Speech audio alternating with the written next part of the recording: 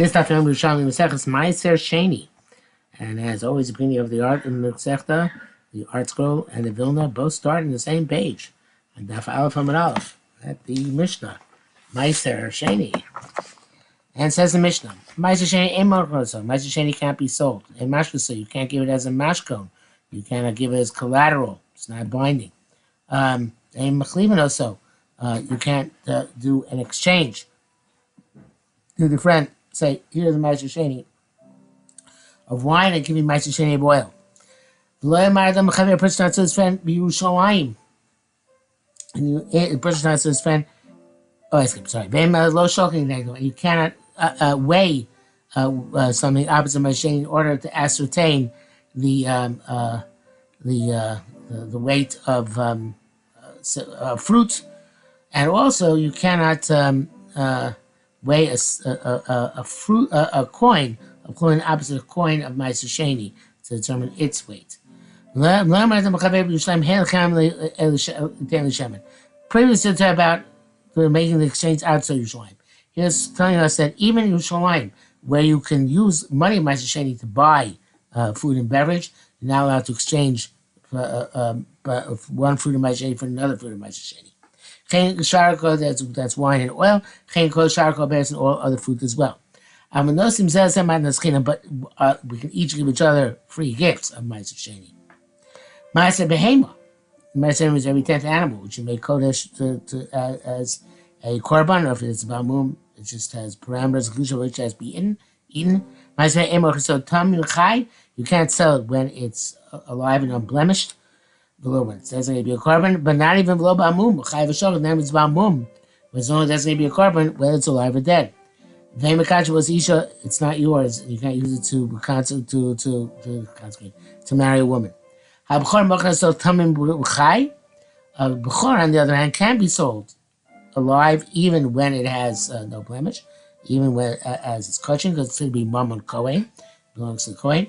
Uvamum chai v'shogeg. If it's bamum, you can sell it alive and dead. Mekacha was isha, and since it's a mammon of a kohen, he can use it to marry a woman. Or if somebody buys it, they can use it to marry a woman. You cannot redeem Meiser Sheni on a slug, which has no coinage imprinted on it, but it has been minted. Nor a coin which is not legal tender, can't be used as payment.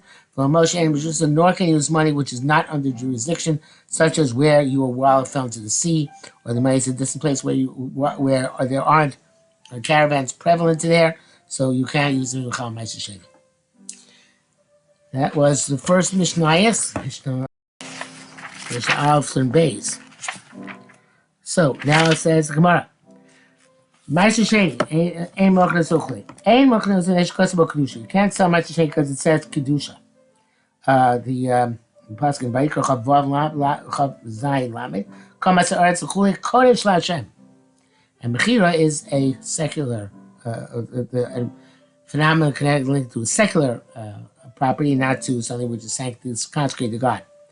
A mashkon, so you can't use it as a mashkon, because the pasuk says very midach of dal, and neshkos of a bracha. It says kiriyah bracha gera derech. If you have a long ways to go, you should can redeem your Meiser Sheni and take it to take the fruit itself, or the mentioned by Yerushalmi, ki bracha Hashem Hashem will bless you.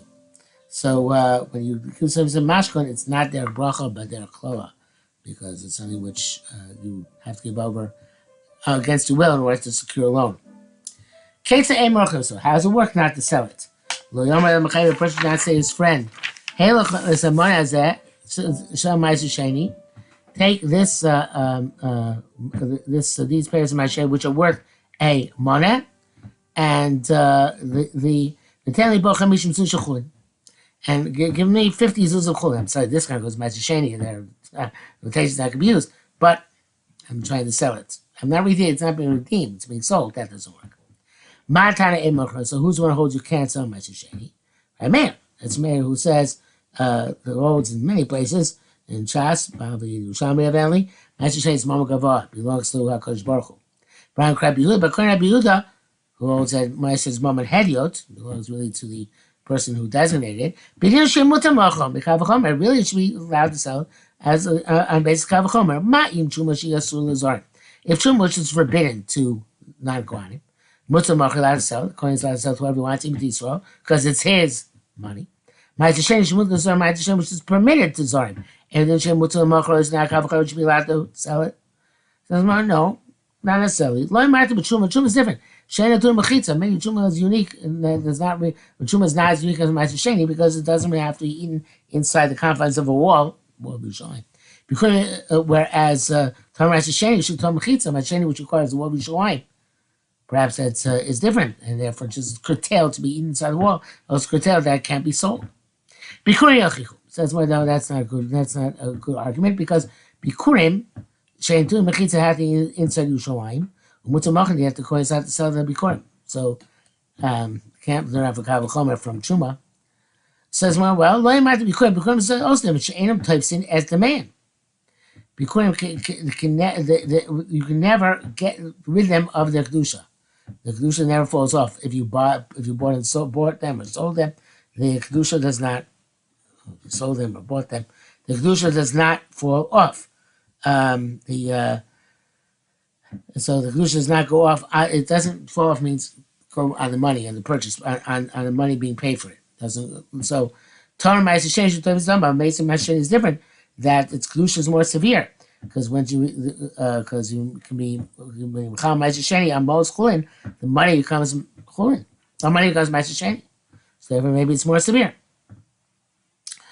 Shvi sochech. Well, the Shvi will reject that as unique quality because she confesses domer. Shvi does go on the money for which is paid for the Shemitah fruit, and so mutzah machir allowed to sell it.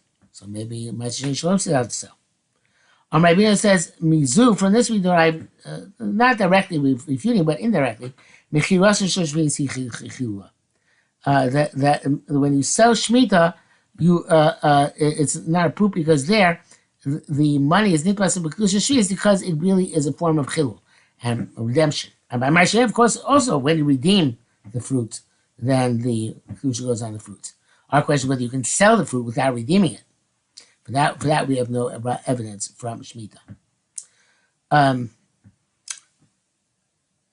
Rabbi said, "Mantan emoch." So the sign holds you don't sell ma'aser sheni. Right, man. And she was to sell for kavachomer. Man, Shemitah, you're not allowed to use in order to pay back a loan. The money from a Shemitah fruit. Yet nonetheless, you'll have to sell it.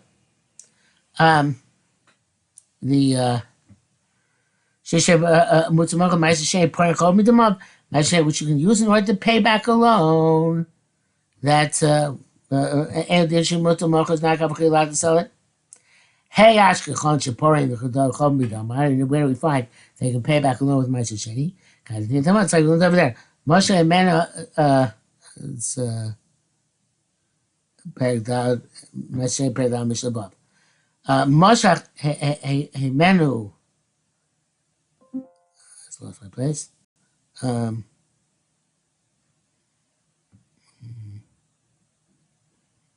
Moshe Meister B'Sela, you